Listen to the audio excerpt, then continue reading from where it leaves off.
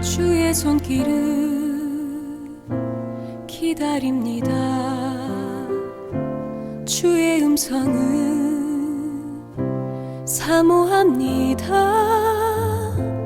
약속하신 주의 성령 우릴 도우사 주님의 영광 보게 하소서.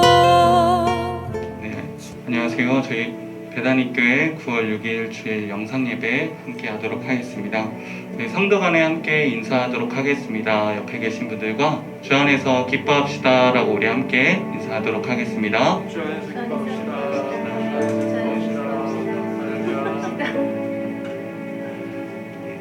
아멘. 저희 안에 정말 진정으로 주님 안에서 기쁨이 있을 줄로 믿습니다. 함께 예배를 위한 기도하며 나아가겠습니다. 오늘도 한 주간 살아오면서 알고도 지은 모르고도 지은 모든 죄들에 대한 회개, 그리고 주님께서 부어주신 모든 것들에 대한 감사의 기도 우리가 함께 하고요. 그리고 오늘의 영상 예배를 통하여 저희 가운데도 은혜를 부어주시고 지금 영상을 보는 각 가정 가운데 하나님의 임재가 충만하도록 우리 예배 위에서 함께 이 두 가지 기도 제목을 가지고 2, 3분 정도 짧게 함께 기도하도록 하겠습니다. 기도하겠습니다. 사랑이 너무나도 많으신 주님, 정말 제가 살아가면서 하나님 것을 도시고 나의 뜻과 나의 방법대로 살아갈 때가 너무나도 많이 있었음을 생각합니다. 지금 이랬던 죄인 같은 자신을 하나님 더욱더 의지하고 찾기를 가지고 소망하고 하나님 예배할 수 있도록 인도하여 주시옵소서. 제 모든 마음을 주관하여 주시고 하나님 예배하게 하시옵소서. 주님께서 제 곁에 하신 모든 것들을 온전히 감사하면서 나아갈 수 있도록 도와주옵소서. 주의 노래를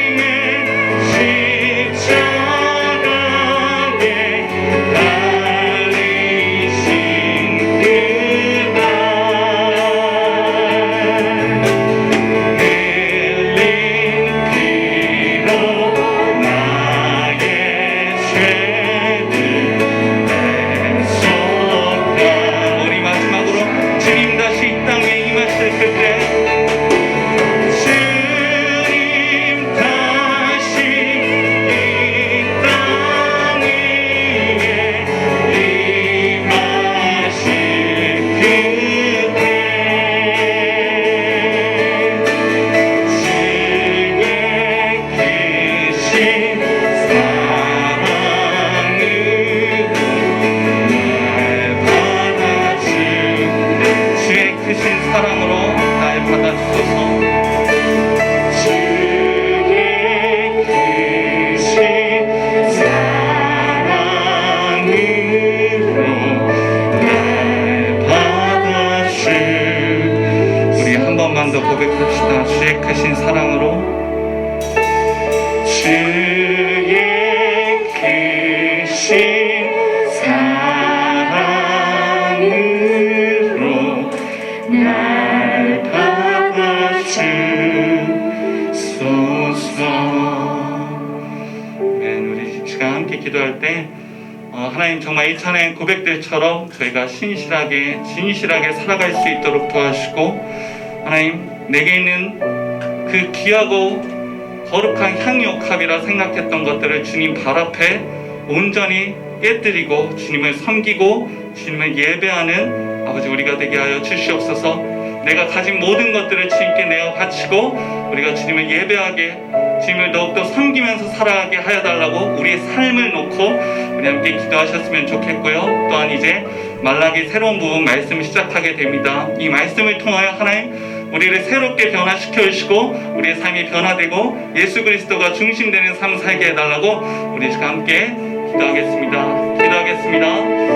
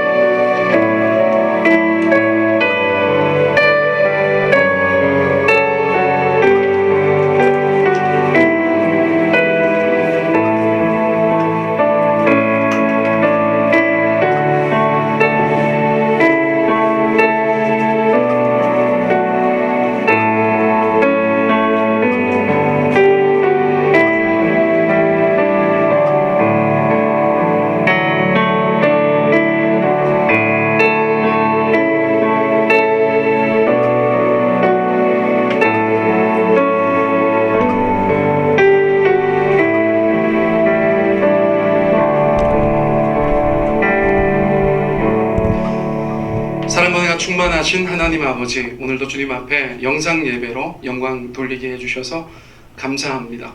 우리 하나님 아버지 각자의 삶의 자리에서 예배하게 하여 주시고 그것이 바로 하나님의 임재가 있는 지성소 되게 하여 주시옵소서. 부족한 자 주의 말씀을 전합니다. 주님의 도우심이 필요합니다. 하나님 아버지, 저의 에제르가 되어 주셔서 이 시간 주님 홀로 영광 받아 주시옵소서. 말씀의 시종을 주께 의탁합니다. 존귀하신 우리 주 예수님의 이름으로 기도드렸습니다. 아멘. 네, 반갑습니다. 한 주 동안도 잘 지내셨죠? 또 영상으로 찾아뵙게 되었습니다. 주중에 제가 편지로 말씀드린 것처럼 오늘부터 말라기서를 강해하려고 합니다. 교회에서 예배당에서 직접 얼굴 뵙고 첫 번째 시간 보냈으면 더 좋았겠지만 영상으로라도 이렇게 말씀을 나누게 되어서 또 감사하게 생각합니다. 오늘 말라기 강의 첫 번째 시간 설교의 제목은 경고 사랑의 초대라는 제목으로 좀 말씀을 나누겠습니다. 자, 본문은 오늘 첫 시간이니까 말라기 1장 1절 한 구절만 같이 주님 앞에 읽어 올리면 되겠습니다. 화면을 보시면서 또 가지고 계신 성경 보시면서 우리 말라기 1장 1절 우리 같이 읽겠습니다. 시작. 여호와께서 말라기를 통하여 이스라엘에게 말씀하신 경고라. 우리 한 번 더 읽을까요? 여호와께서 말라기를 통하여 이스라엘에게 말씀하신 경고라. 아멘. 교회를 계속 출석하시는 분들께서는 아시겠지만 제가 교회 개척 후에 성경을 책별로 그렇게 설교하고 있습니다. 그리고 또 하나의 원칙이 있다면 이제 구약, 신약, 구약, 신약 이렇게 번갈아 가면서 그 책을 선택하고 있습니다. 구약의 사사기와 룻기를 제가 묶어서 전하였었고 그 후에 건전한 종말론이라는 제목으로 말씀을 나누었는데 일종의 주제 설교였지만 그 본문은 신약 성서의 마태복음 24장 그리고 25장이었기 때문에 이제 다시 구약의 책들 중에서 하나를 좀 나누려고 합니다. 그러다 보니까 이제 구약성서 39권 중에 어떤 책을 나누어야 되는가 그런 고민이 생겼습니다. 사실 이것이 설교자에게는 쉽지 않은 선택입니다. 저희가 식사를 할 때도 요리하시는 분들 메뉴가 정해지면은 좀 수월한 게 있잖아요. 그런데 그 메뉴를 정할 때까지 그 독특한 고충이 있는 것처럼 설교의 본문을 정하는 것이 설교를 준비하는 과정에서 좀 독특한 그런 어려움이 있다는 것을 좀 말씀드리고 싶습니다. 자, 그런데 이번에는 제가 좀 이기적으로 본문을 정하여 보았어요. 그냥 제가 하고 싶은 설교하고 싶은 책, 그 책을 정하였다. 그렇게 말씀드릴 수 있겠습니다. 설교자에게 설교한다는 것이 어떤 의미인가? 그것은 그냥 단순히 이렇게 원고를 읽어내려가는 그런 것이 아니고요.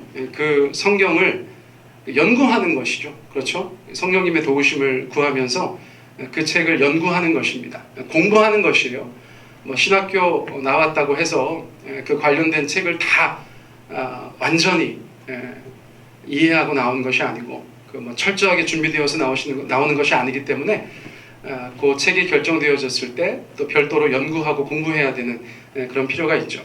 자, 그렇게 공부하고 연구하고 또 묵상해서 그것을 잘 소화해서 제가 우리 교인들 가운데 좀 나누고 싶은 그것입니다. 제가 설교하고 싶다는 것은 그 책을 연구하고 공부하고 묵상해서 그것을 제가 하나님의 말씀으로 잘 소화해서 그것을 나눈다는 그 전 과정을 하고 싶다. 그런 뜻으로 여러분들께서 이해하시면 되겠어요. 왜 그랬는가? 저의 요즘에 좀 관심사가 있어서 그랬어요.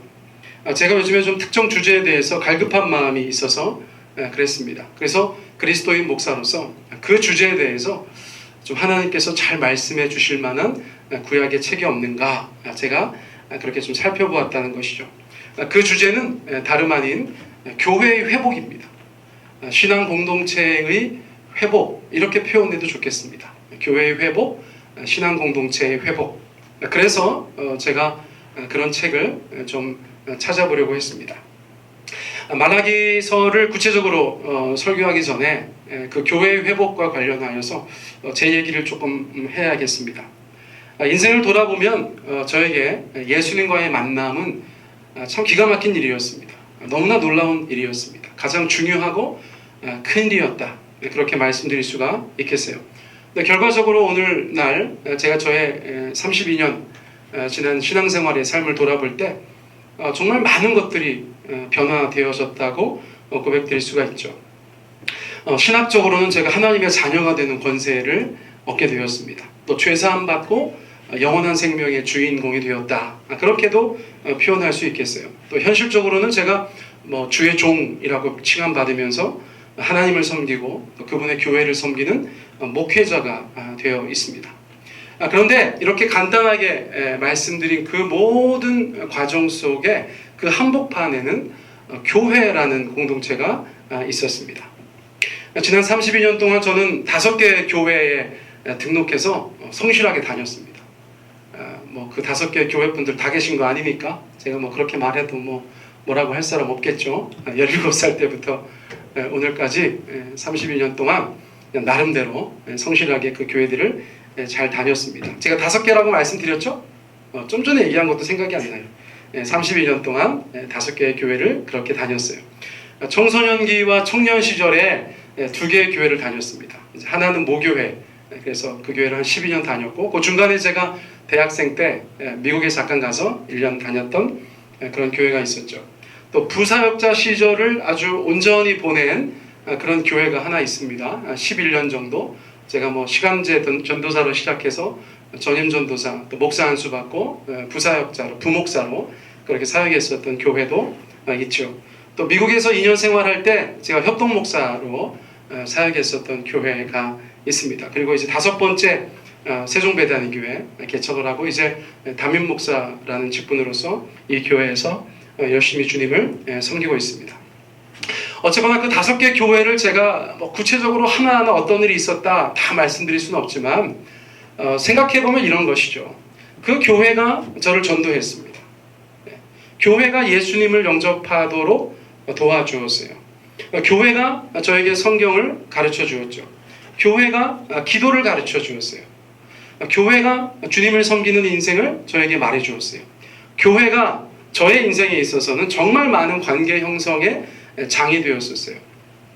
그 안에서 정말 많은 추억들이 생겨났었죠. 지금도 그 추억들 정말 소중하게 제가 마음속에 간직하고 있습니다. 또 교회가 저에게 은사를 말해 주었어요. 너의 은사는 이거 같아.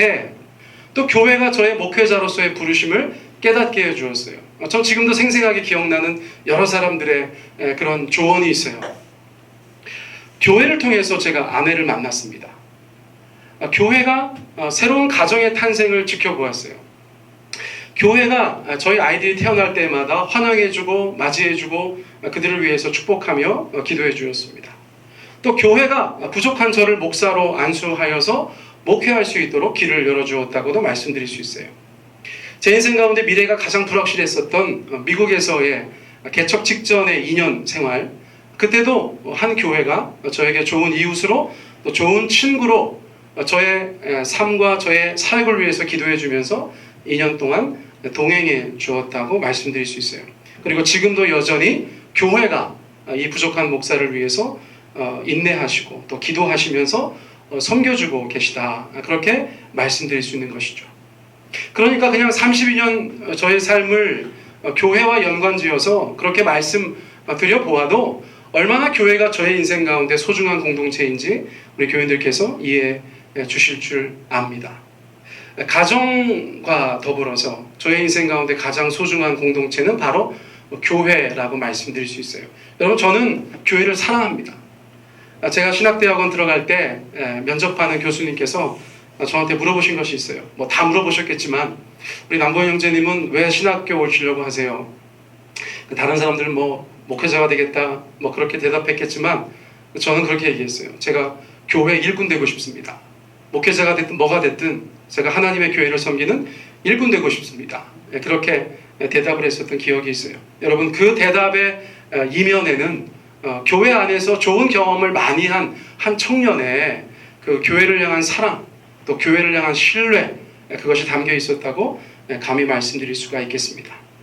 그런데 요즘에 저희가 교회를 생각할 때 그 어느 때보다 사람들의 입에 많이 오르내리는 그 교회를 발견하게 되는 것이죠. 그런데 어느 때보다 부정적인 대상으로 그렇게 취급당하고 있어요. 저도 그것 때문에 좀 마음이 어렵습니다. 실제로 조금 불편한 것도 많이 있어요. 그러나 교인들은 더 하실 거라고 생각합니다. 남녀노소를 불문하고 우리 각자 살아가시는 삶의 자리에서 분명 이런저런 모양의 어려움을 느끼고 계실 거예요. 왜 이렇게 되었을까? 저는 이번 일을 겪으면서 여러 가지로 생각하고 접근할 수 있지만 그냥 제가 이번 일을 생각할 때에 생각나는 성경 구절이 하나 있어요. 그래서 제가 여러분들과 함께 좀 나누기를 원합니다.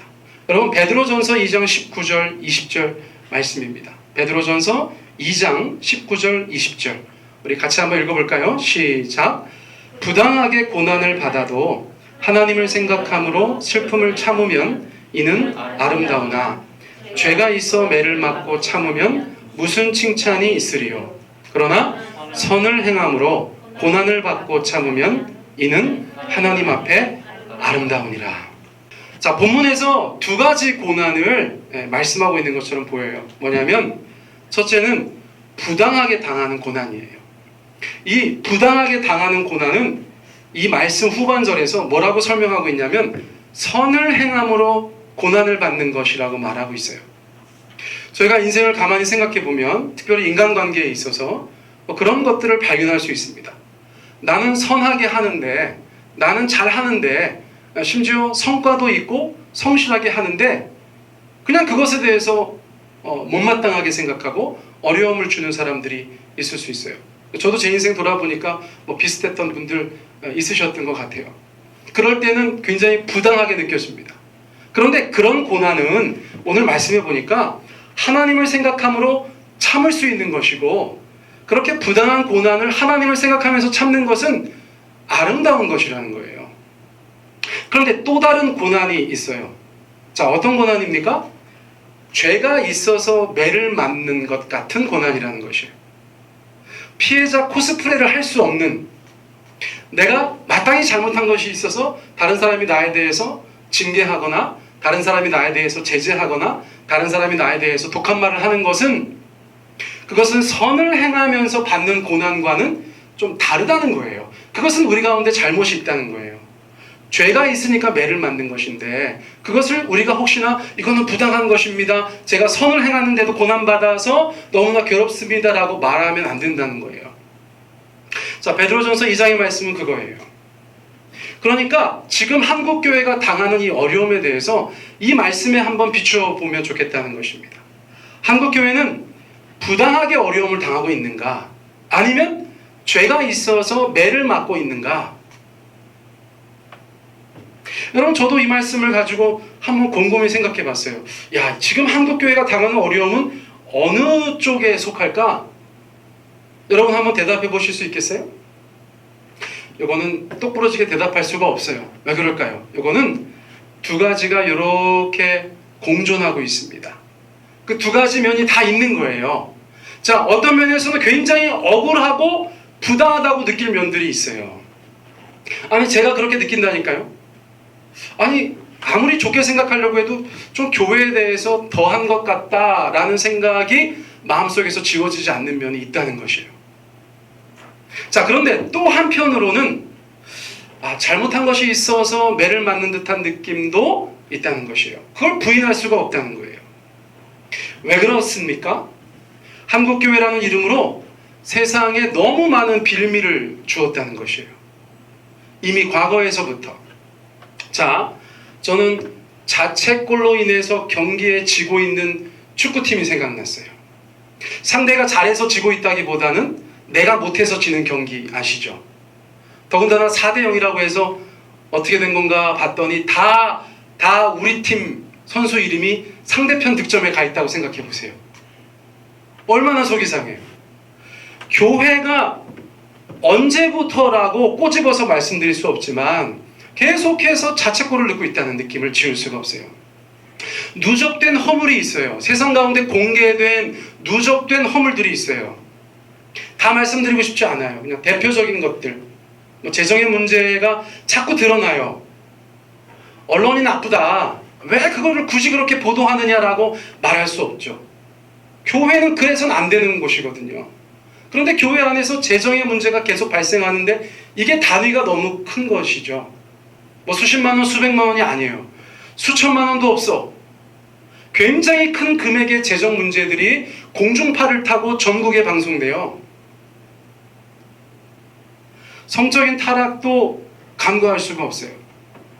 교회 안에서 너무나 많은 성적인 타락들이 있다고 해요. 그런 이야기들이 들려요. 그런 이야기들이 보도돼요. 정말 부끄러워서 어디 다닐 수가 없어요. 여러분, 그것도 마찬가지예요. 무슨 그런 얘기 많이 하죠. 신천지가 와서 그랬다, 꽃뱀한테 당했다, 별별 얘기 다 하지만 그 팩트는 바뀌지 않는 거예요. 그런 사실이 있었다는 거예요. 여러분, 이거는 정말 부끄러운 일이 아닐 수 없어요. 담임 목사직 세습하는 것도 수년 동안 계속해서 사람들 가운데 회자되고 있어요. 여러분, 담임 목사직 세습이 뭐가 그렇게 나쁘냐 말씀하실 수 있어요. 근데 이거는 어떤 의미가 있냐면 교회의 사유화라는 의미가 있는 것이에요. 교회가 내 거다. 교회가 내 거니까 내 아들 주고, 교회가 내 거니까 내 사위 주는 거를 왜 문제라고 생각하느냐. 그러니까 이 발상 자체가 굉장히 하나님 앞에 발칙한 거예요. 교회는 주님의 것이죠. 교회가 누구의 것이 아니죠. 어떤 사람의 것이 아니죠. 그 사람의 사유화된 재산이 아니죠. 그런데 그렇게 생각한다는 것 자체, 여러분, 그것은 세상 사람들도 깜짝 놀라는 거예요. 사기업도 세습 안 하는 경우가 많아요. 그런데 주님의 교회를 세습하는 것, 이것은 사회 가운데 굉장히 큰 이슈가 되고 있었어요. 자, 저는 비교적 순진한 사람이에요. 여러분, 제가 순진한 사람이에요. 할렐루야. 아무도 안 믿네. 네.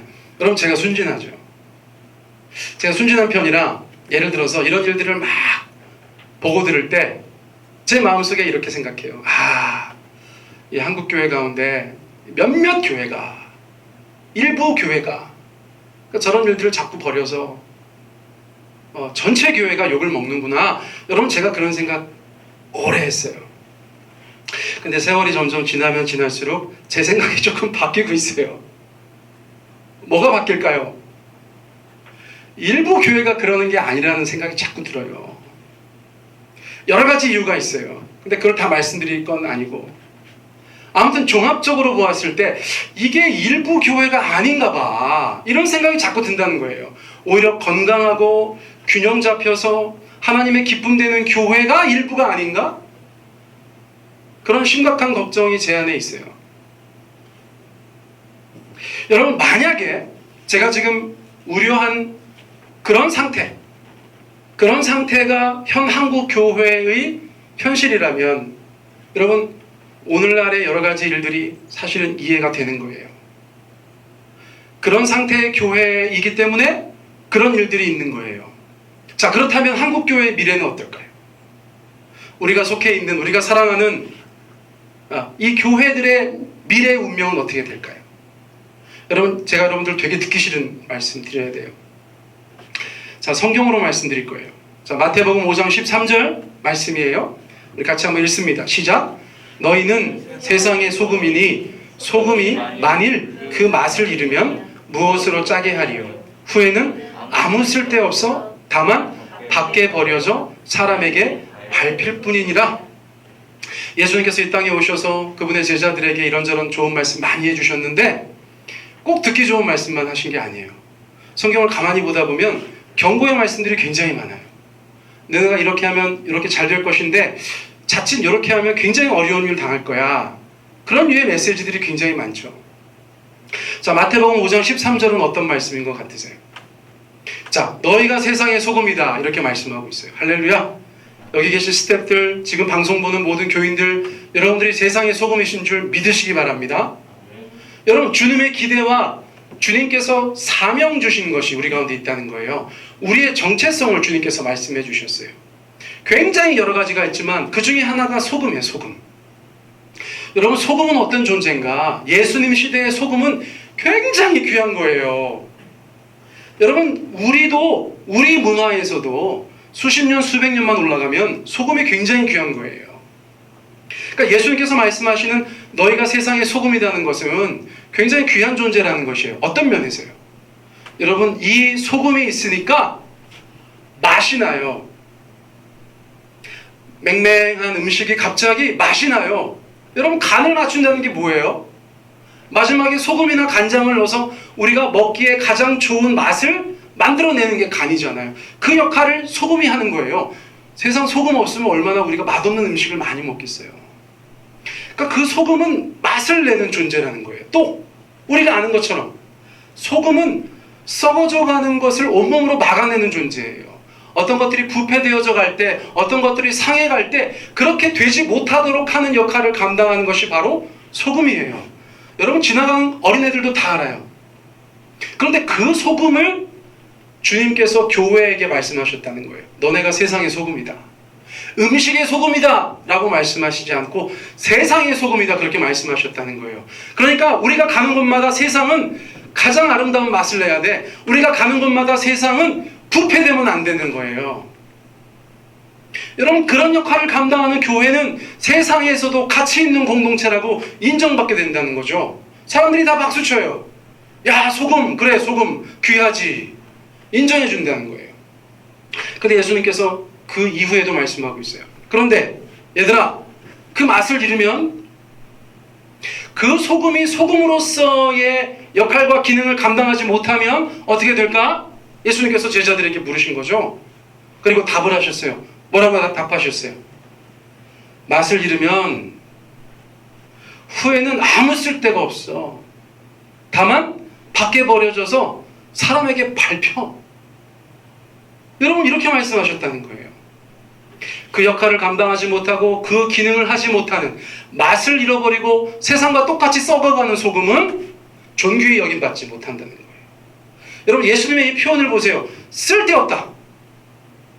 목사가 정말 예를 들어서 하나님께서 말씀하신 그 사명대로 이 땅 가운데서 그 목회를 감당할 때 저는 가치 있는 존재라고 생각해요. 그러니까 목회직 하나님께서 부르셨을 때 기쁨으로 갔죠. 그런데 그거 감당하지 못하는 목회자야말로 진짜 쓸데없는 존재예요. 마찬가지예요. 그것을 성도들에게, 그것을 교회들에게 적용할 수 있다는 거예요. 예수님께서는 지금 그 말씀을 하시는 거예요. 너네가 맛을 잃지 않도록 조심해야 된다. 너네가 그 역할과 기능을 잘 감당할 수 있도록 주의해야 된다. 왜냐하면 그렇게 하지 못했을 때 너네는 쓸데가 없어. 밖에 버려져서 사람들에게 밟히게 될 거야. 여러분, 예언 같은 말씀이세요. 그런데 이런 일들이 개선되지 않고 계속해서 반복되면 어떤 일이 벌어지는 줄 아세요? 여러분, 로마서 2장 24절 말씀입니다. 로마서 2장 24절 우리 같이 한번 읽습니다. 시작. 하나님의 이름이 너희 때문에 이방인 중에서 모독을 받는도다.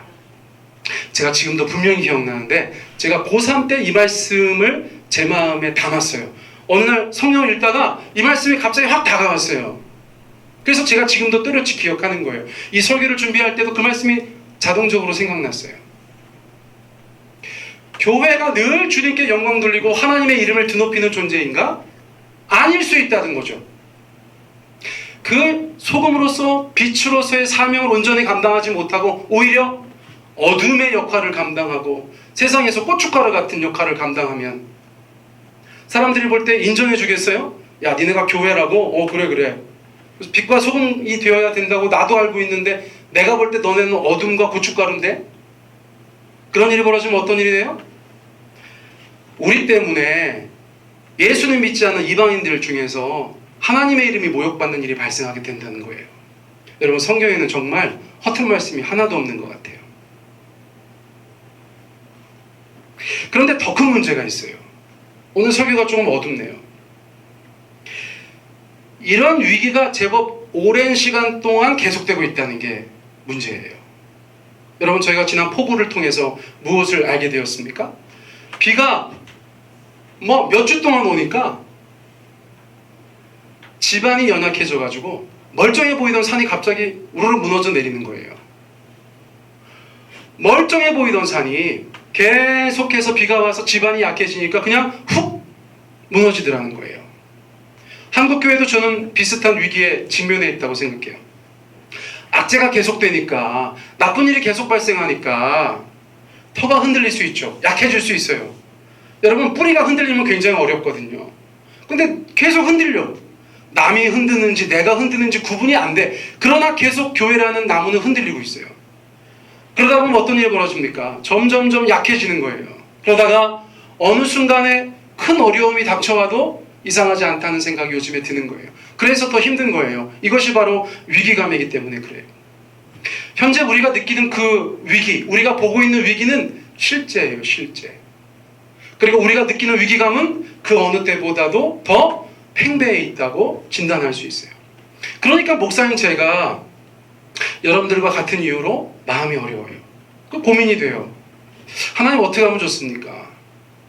주님은 교회를 이 땅 가운데 굉장히 중요한 공동체로 세워놓으셨고 그것을 위해서 많은 사람들을 그 안에 두셨고 사명을 주셨고 역할을 주셨고 정말 많은 것들을 기대하고 계신데 저희가 이렇게 잘못하여서 주님의 이름이 이방인들 가운데 모독받고 있고 저희도 밖에 버려져서 사람들 가운데 밟히는 천덕꾸러기 같은 존재가 된 것 같아 눈물이 앞을 가립니다. 주님, 여러분, 그것이 저의 주님 앞에서의 기도라는 것이에요. 자, 그런데 이제 새로운 책을 설교해야 되는 때가 됐으니까 제가 구약 성서 중에서 저의 이러한 고민과 저의 이러한 염려와 기도 가운데 해답이 될 만한 책이 있는가? 여러분, 제가 그것을 찾게 되었다는 것이에요. 그리고 구약의 마지막 자리에 가만히 있는 말라기서를 발견하게 되었어요. 여러분, 저는 이 말라기가 앞으로 어떻게 설교되어질지 잘 모릅니다. 제가 앞날을 정확하게 꿰뚫고 있지 않으니까요.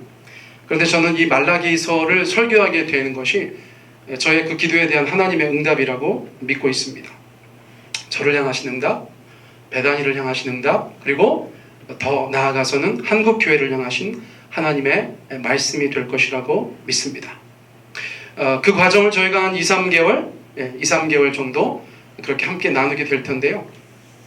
여러분 이 설교를 위해서 기도해 주셨으면 좋겠어요. 제가 먼저 이 말씀을 연구하고 묵상하고 소화하는 과정 중에서 이 시대를 향하신 하나님의 음성을 또렷이 들을 수 있도록 여러분 저를 위해서 기도해 주세요. 그리고 이 말씀이 선포되어지는 그 모든 현장에서 이 말씀을 듣는 하나님의 백성들이 그 말씀을 통해서 주님의 음성을 듣게 되기를 여러분 기도해 주셨으면 좋겠어요. 그리고 더 나아가서 이 영상을 통해서 누가 들을 수 있어요. 누구든지 들을 수 있어요. 여러분 그들에게도 이것이 하나님의 음성이 될 수 있도록 여러분 기도해 주셨으면 좋겠습니다. 사실 이 첫 번째 설교를 준비하면서는 제가 좀 어려움이 있었어요. 며칠 동안 막 표정도 좀 어둡고 계속해서 제 안에서 그런 몸부림이 있었다는 것을 여러분들 곁에 제가 정직하게 말씀드리고 다시 한번 좀 기도 부탁을 드리는 것입니다. 자, 이제 말라기를 다루려고 해요. 오늘 설교 굉장히 짧습니다. 벌써 오랜 시간을 했기 때문에 아시는 것처럼 1절 한 구절만 여러분들과 나누기를 원해요. 자, 그런데 말라기 하면 떠오르는 성경 구절 있으시죠? 말라기, 우리 남보현 목사님이 이제 말라기 성경 공부 설교한다는데 여러분 마음에 벌써 좀 어려우신 분들 계실 수 있어요. 왜 그럴까요? 말라기 하면 떠오르는 말은 11조밖에 없기 때문에 그러실 거예요. 자, 말라기서 3장 10절 말씀이 얼마나 많이 설교되어지는지 몰라요. 우리 오랜만에 한번 또 같이 한번 읽어보겠습니다. 시작. 만군의 여호와가 이르노라 너희의 온전한 11조를 창고에 들여 나의 집에 양식이 있게 하고 그것으로 나를 시험하여 내가 하늘문을 열고 너희에게 복을 쌓을 곳이 없도록 붙지 아니하나 보라. 할렐루야. 예, 이 얼마나 은혜가 되는지. 저는 이거 평소 주일 설교 시간에 들었던 적이 없어요. 다녔던 교회에서도 늘 부흥회 할 때 우리 부흥사 목사님들 오셔가지고 이 말씀 가지고 설교했던 그런 기억들이 있어요. 자, 그러니까 여러분 뭐라도 말라기 성경 구절 하나 알고 계시네요. 그렇죠? 자, 그런데 제가 다시 한번 여쭙겠습니다. 다른 말라기 성경 구절 아시는 거 있으세요? 제가 이 정도 질문하면 이제 뭐 가정사역에 관심 많으신 분들은 말라기 끝에 있는 거 4장에 있는 말씀 하나 정도 여러분들이 생각해 내실 수 있을 거예요. 그거는 설교 끝에 가서 제가 말씀드리도록 하고 웬만한 분들은 그냥 요거 하나 3장 10절 정도 어렴풋이 기억하시는 것으로 말라기를 이해하고 계실 거예요. 자, 왜 그렇다고요? 많은 설교자들이 말라기서를 11조용으로 활용하기 때문에 그렇습니다. 헌금 동원용 책. 네. 그렇게 이해하고 있는 경우들이 많기 때문에 그래요. 그래서 설교를 듣는 사람들은 말라기에 대한 그런 선입관이 있다는 것이죠. 그래서 제가 말라기 설교를 앞으로 하면서 저의 작은 목표 중에 하나는 이 설교를 듣는 분들께서 말라기에 대한 오해를 풀게 하는 것입니다. 말라기서가 그런 게 아니었구나. 이게 헌금만이 하라고 주신 말씀이 아니구나. 그 안에는 하나님의 사랑과 하나님의 회복의 그 말씀이 있구나. 여러분 그것을 제가 여러분들 가운데 작은 목표로 가지고 있어요. 자, 이제 제가 말라기를 여러분들 가운데 간단하게 소개하겠습니다. 말라기는 소선지서에 포함되어져 있어요. 소선지서. 구약성경에 보면 대선지서가 있고 소선지서가 있는데 뭐 중요한 말씀은 별 볼일 없는 말씀은 소가 아니라 그 책의 분량에 따라서 구분하였습니다. 이사야서 같은 거는 굉장히 길잖아요. 대선지서. 그러나 말라기 같은 선지서들은 짧습니다. 말라기만 해도 4장이죠. 4장. 과거에는 3장으로 구분되었었던 책들도 있는데 아무튼 4장이에요. 그러니까 상대적으로 짧죠. 그래서 소선지서라고 합니다. 구약성서에서 12개의 소선지서가 있는데 그 소선지서를 구약성서 맨 끝자리에 자리 잡게 했어요. 그런데 말라기는 그 소선지서 중에서도 12번째 책이에요. 그러니까 자연스럽게 말라기서가 구약성서의 39번째 책으로 맨 끝자락에 자리 잡게 되었다는 것이에요. 말라기, 선지자 이름이라고 저희가 생각할 수 있는데 나의 사자, 나의 메신저라는 뜻을 가지고 있어요. 그러니까 말라기서는 하나님께서 나의 사자, 나의 메신저를 통해서 주신 말씀이라고 저희가 이해할 수 있습니다. 자, 그리고 나서 말라기가 언제 쓰여졌는가를 저희가 좀 이해하면 좋겠는데, 불행하게도 말라기서 안에는 어떤 왕의 이름도 나오지 않고 굵직한 역사적인 사건도 나오지 않아요. 저희가 보통 성서에 나오는 그 책의 연대를 추정하기 위해서는 어느 왕 때였더라 이런 게 굉장히 중요한 정보죠. 어떤 일이 있었더라 이런 것들이 굉장히 중요한 정보입니다. 그걸 가지고 연대를 따져갈 수 있는데, 말라기서에는 그런 게 하나도 나오지 않아요. 그런데 예를 들어서 총독이 등장합니다. 총독. 그리고 나서 느헤미야서와 굉장히 유사한 주제들을 다루고 있다는 것을 저희가 발견하게 돼요. 이 두 가지는 같은 시대의 특징이거든요.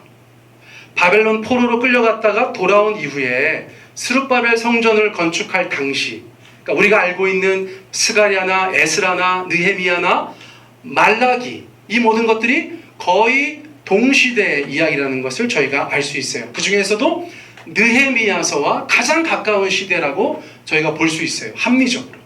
그래서 말라기서는 실제로 구약의 마지막 책인 것과 동시에 시대적으로 보아도 느헤미야와 함께 가장 구약의 마지막 시대의 기록이라고 저희가 이해할 수 있는 것입니다. 그런 정보들을 저희가 좀 가지고 1장 1절 말씀 저희가 보기 원해요. 자, 1장 1절 저희가 다시 한번 읽기 원합니다. 말라기 1장 1절 우리 함께 읽겠습니다. 시작. 여호와께서 말라기를 통하여 이스라엘에게 말씀하신 경고라. 자, 하나님께서 말씀하셨다. 너무 감사해요. 말라기 시대에 이스라엘 사람들이 하나님을 많이 떠나 있었어. 종교적인 행위들은 있었지만 그 마음이 하나님 앞에 많이 떠나 있었어요. 어쩌면 오늘날 우리의 영적인 상태와 비슷할지 몰라요. 종교적인 행위는 살아있어요. 교회를 다니긴 합니다. 여러분, 우리가 기독교인이라고 말을 해요. 그런데 우리의 마음속은 만신창이가 되었어요. 우리의 마음은 하나님에게서 멀리 떠나 있어. 말라기 시대와 굉장히 유사한 모습이라고 볼 수 있어요. 그런데 그런 사람들에게 하나님께서 말씀을 하신다는 거예요. 할렐루야. 여러분, 우리가 하나님 떠나 있고 영적으로 상태가 엉망이야. 타락한 면도 있고 타성에 젖어 있는 면도 있어.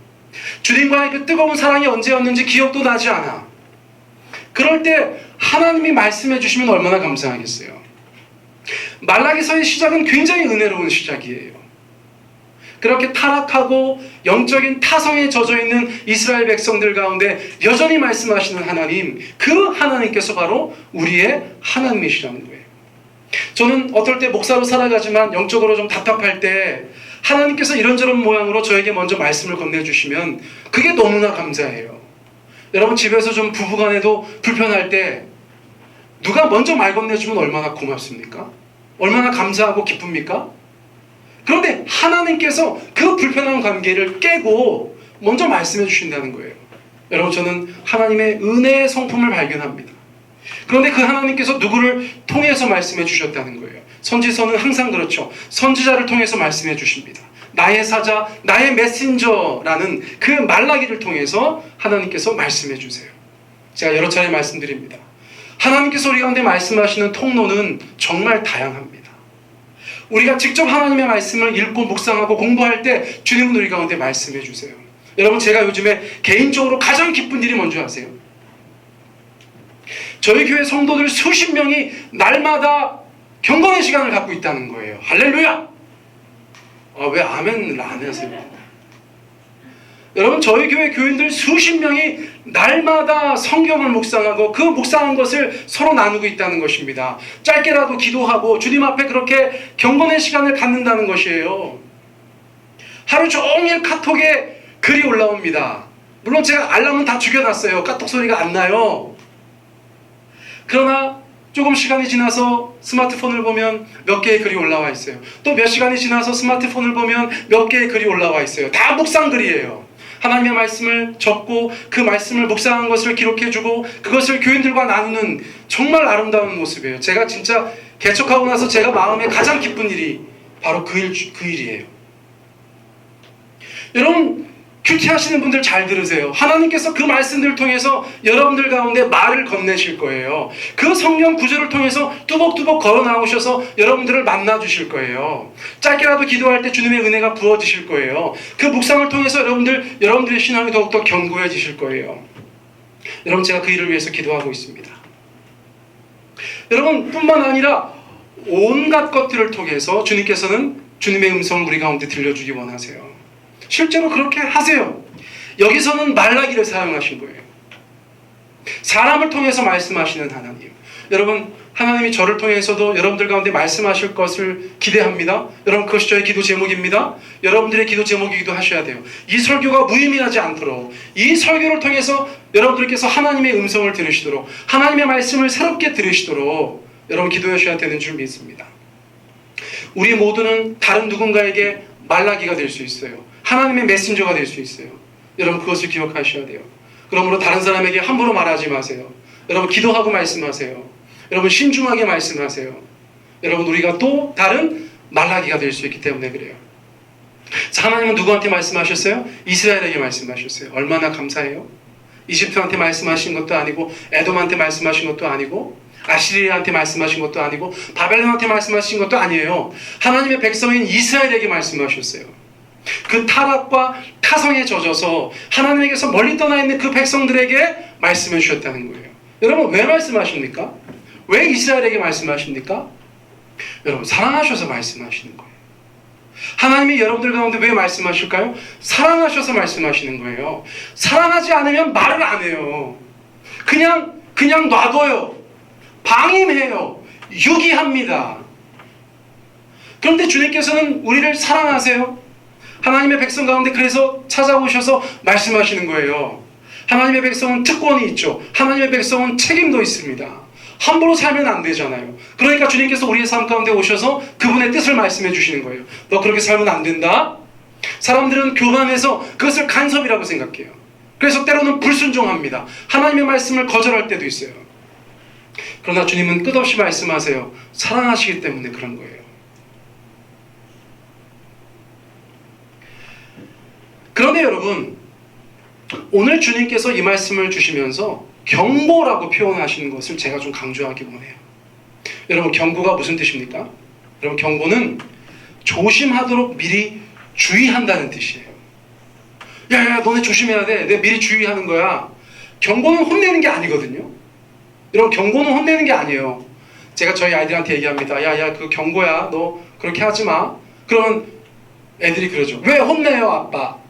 혼내는 게 아니에요. 경고하는 거죠. 혼낼 것 같아서 경고하는 거잖아요. 그렇죠. 무슨 일 날까봐 경고하는 거지, 경고. 야, 조심해야 돼. 너 그렇게 하면 안 돼. 너 그러다 다친다. 너 그러다 넘어진다. 너 그러다가 진짜 큰일 난다. 너 떨어진다. 부딪힌다. 그 일이 벌어지지 않도록 하기 위해서 미리 말하는 거예요. 경고는 좋은 거예요. 하나님이 우리의 삶에 경고하신다. 이 좋은 거예요. 감사한 거예요.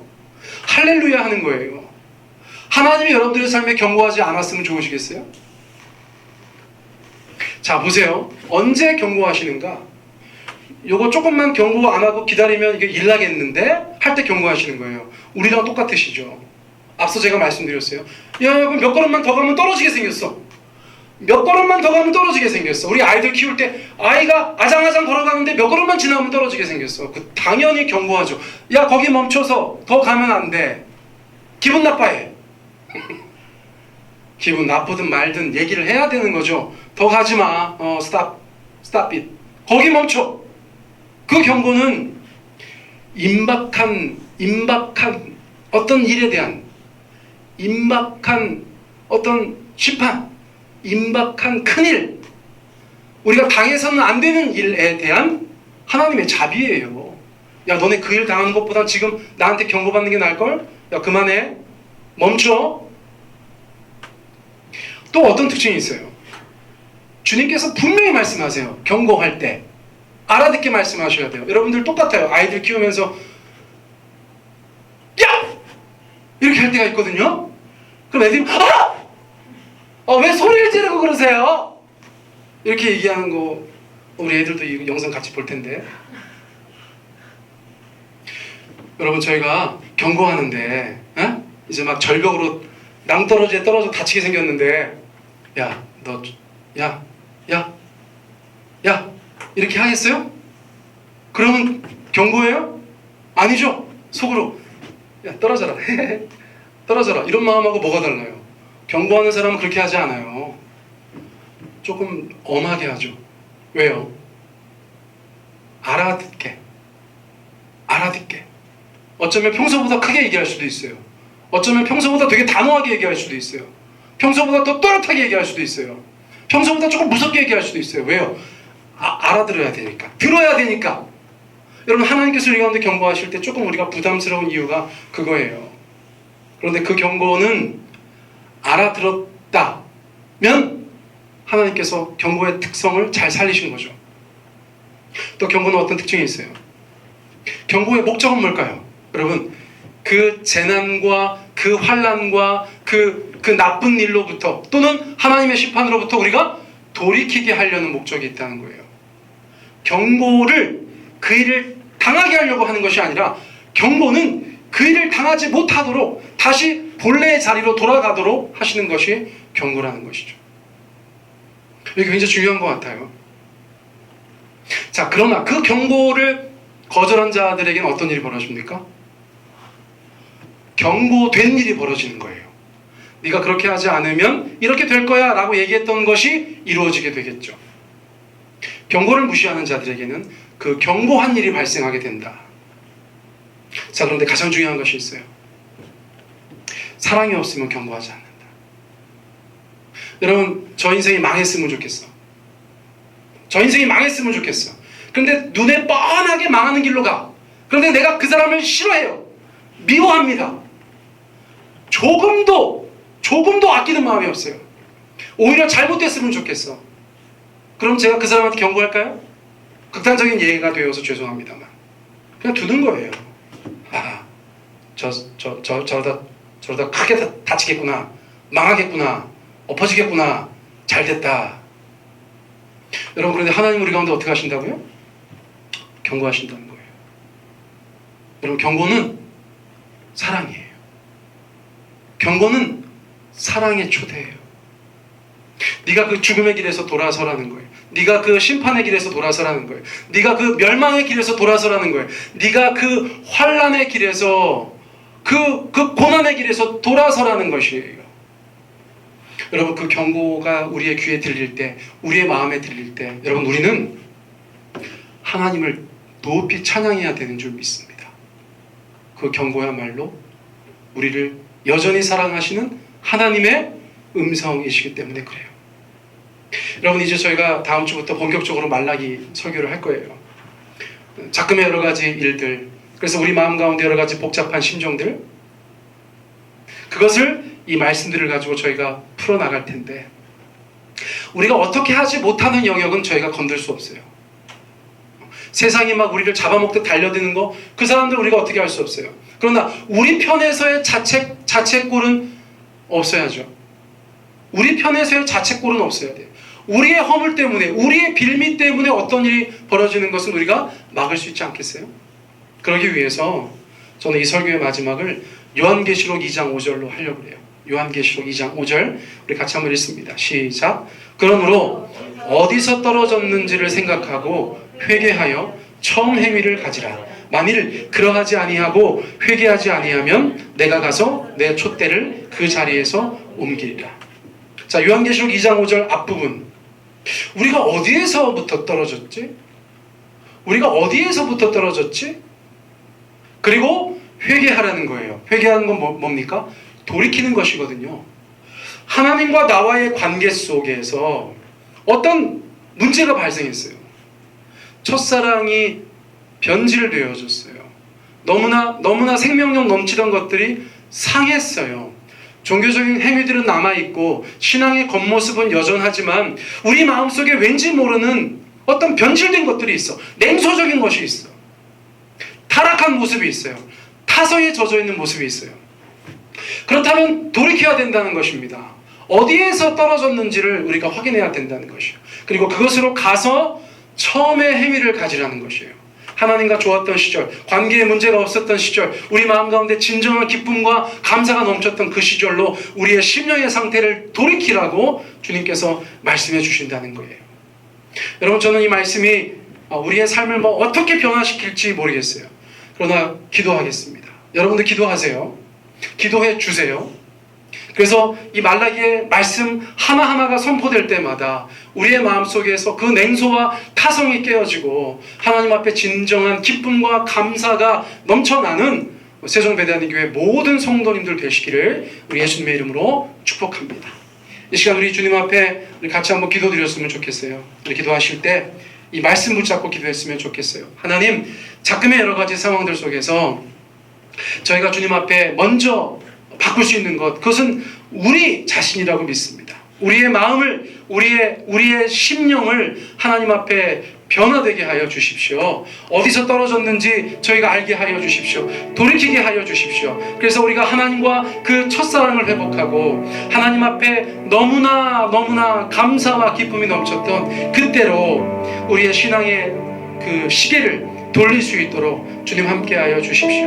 그리하여서 우리가 하나님 자책골을 넣지 않게 하여 주시고 세상을 향하여서 하나님 앞에서 더욱더 당당한 그런 하나님의 사람들로 서가게 하여 주십시오. 우리 주님 앞에 이 말씀 붙잡고 함께 기도하기 원합니다. 함께 기도하시겠습니다. 사랑의 하나님 아버지, 감사합니다. 이제 저희가 말라기 말씀을 함께 나눕니다. 주 하나님 아버지, 우리 가운데 온전히 역사하여 주십시오. 하나님 아버지, 영적인 전쟁 속에 있습니다. 하나님 아버지, 세상이 우리를 미워할 수 있습니다. 세상이 우리를 핍박할 수 있습니다. 아버지, 우리가 부당한 고난을 당할 수도 있습니다. 그러나 우리가 죄가 있어 말하는 것에 대해서는 우리 스스로 주님 앞에 겸비하게 하여 주십시오. 주님 앞에 회개하게 하여 주십시오. 그래서 첫사랑을 회복하게 하여 주시고 처음의 행위가 우리의 삶 가운데서 다시 아버지와 사랑할 수 있도록 인도하여 주시길 간절히 원합니다. 앞으로 2달이 될지 3달이 될지 이 말라기서 말씀을 함께 아버지 저희가 나눌 때 성령님 역사하여 주십시오.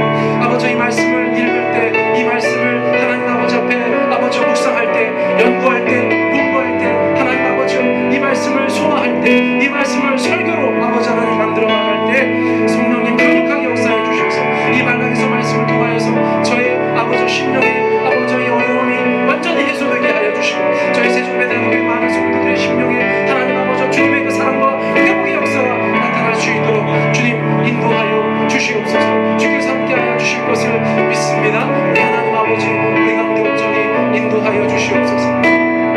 우리 다시 한번 기도하기를 원합니다. 여러분들 개인의 기도 제목 가지고 우리 주님 앞에 다시 한번 기도드리며 나아가겠습니다. 우리 개인 기도 제목 가지고 함께 기도하겠습니다. 사랑의 하나님 아버지, 감사합니다.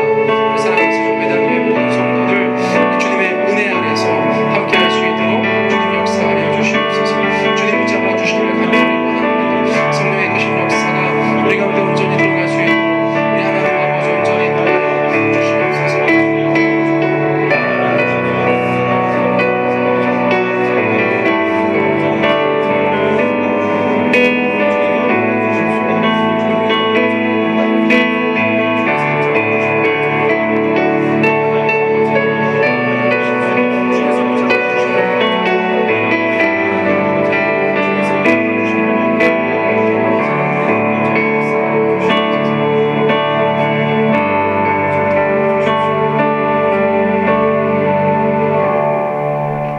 이 모든 말씀 예수님의 이름으로 기도드렸습니다.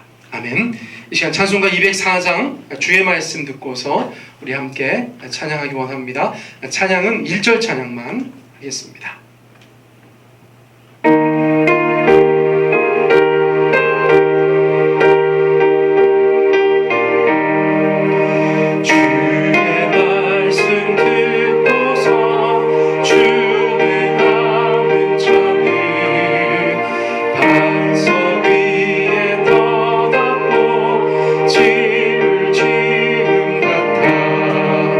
비가 오늘 오면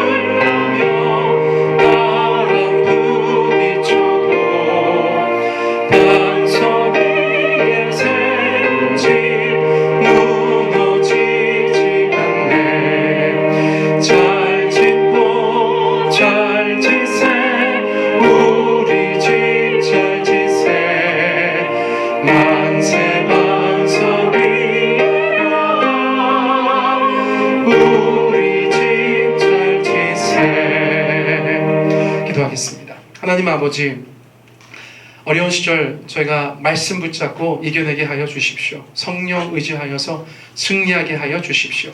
특별히 앞으로 선포될 말라기 말씀을 통하여서 우리의 심령에 그 해갈이 있게 하여 주시고, 주님으로 말미암아 이 목마름이 완전히 사라지는 놀라운 역사 있게 하여 주시옵소서. 이제는 우리 주 예수 그리스도의 은혜와 아버지 하나님의 크신 사랑하심과 성령의 교통하심이 하나님의 경고를 들을 수 있는 영적인 귀를 갖기 원하는 모든 주의 백성들 머리머리 위에, 그 가정과 삶의 자리 위에 이제로부터 영원토록 함께 하시길 간절히 축원하옵나이다. 아멘.